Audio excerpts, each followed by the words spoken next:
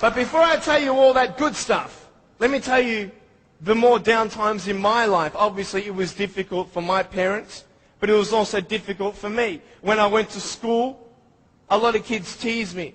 A lot of kids put me down. It was very difficult at starters to find friends, because everybody would look at me and think, well, maybe he also has a mental disability, and then people don't know how to approach me.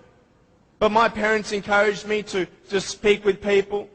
And as I speak, a lot of people would say, well, hey, he's just like everybody else, just with a few parts missing. You know, I'm just like you. I've just gone out on the limb a couple more times than you have for my friends. But it's all good. But it was very difficult at times, and I had no one to tell me that everything's going to be okay the way I wanted it said. Because the way I wanted it said was, I wanted to be able to believe someone when they said, Nick, it's okay. Everything's going to be okay. The problem is, if anyone did say that, even my parents at times, I would say, how do you know?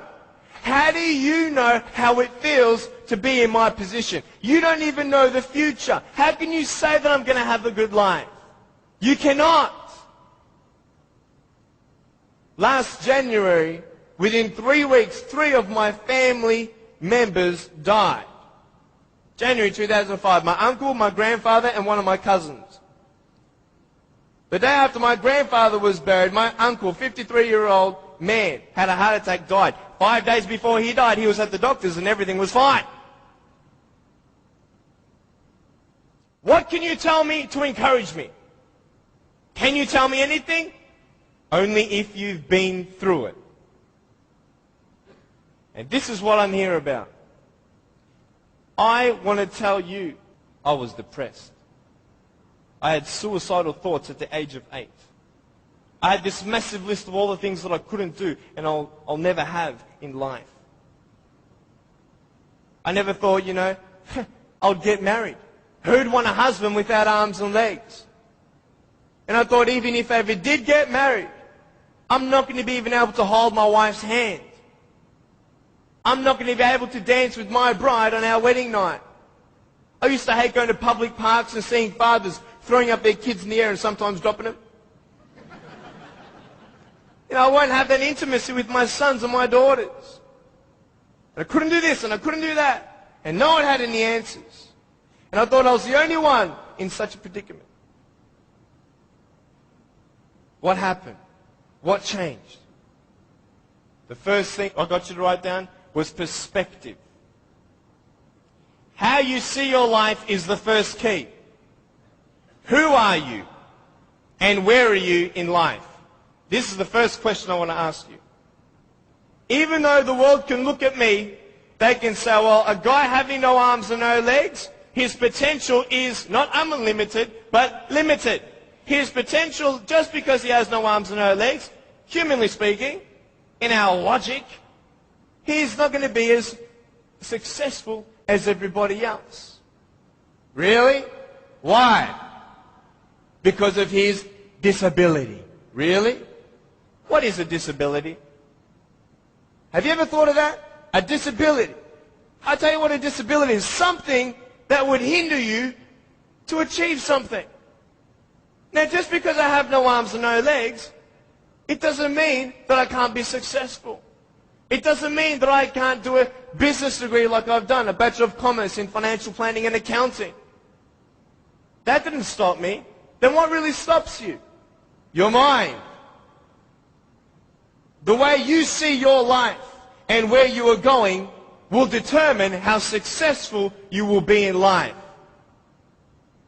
I could say, yeah, I'm a guy without arms and legs, but what? I have my little chicken drumstick. Don't ask yourself and see what you don't have, see what you do have, and then say, okay, this is where I am. But don't limit yourself to say, well, if only I had this, or if only I had that. You can think of all the things that you don't have, but I want to ask you, is that really constructive? No. Why? Because no one can turn back time. It's up to you with what you do with today. Your priorities, your daily agenda will determine how successful you are.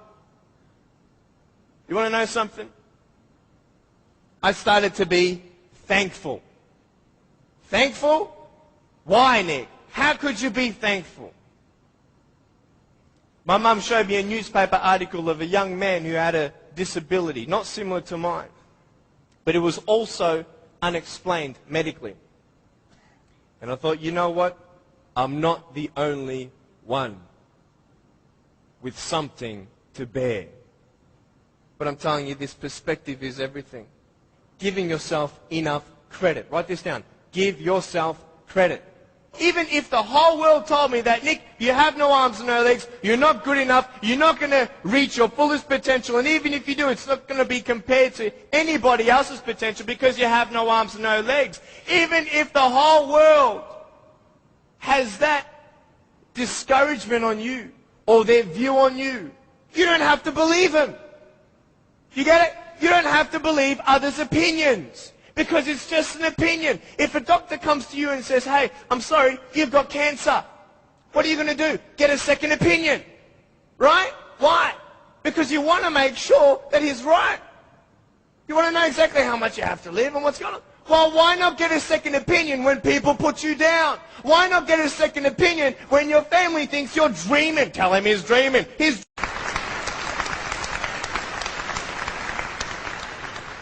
I wouldn't change anything about this. I don't see this as a disability. I see it as a gift. Do you want to know why? It gives me the greatest joy to know that I may not have arms and legs, but I can give teenagers who are trying to commit suicide. I've seen it, slashing their wrists, taking pills, ODing, everything, because the world is looking for hope. And I wouldn't change a thing because I can give them that. This is just the beginning. I'm only 23. I'm only 23. First thing, be thankful. Know where you are. Now, when you establish where you are in life and who you are in life, and you give yourself a little bit of credit, do you know how I gave myself credit when I was 7 years old? Check this out. I just remembered this last week. Some people at school were teasing me for how I looked. I looked at myself in the mirror. I said, yep, I don't have arms and legs. They're right. But I said, look at my eyes. I told myself, look at your eyes. You got beautiful eyes, young man. I said, you are hot. I said, no one can take that away from you. Your eyes. If it's only your eyes that you can concentrate on, then concentrate on that. Do you get the message? If you find one positive thing about your life that no one can argue with, then hang on to that and go from there. Now, where are we going? Once you establish where you are and hang on to the positive things, the assets that you have, then expand on that. Stop thinking of what missed opportunities are out there. Because then you'll miss more. Where are you going? Vision. Vision. What is your vision?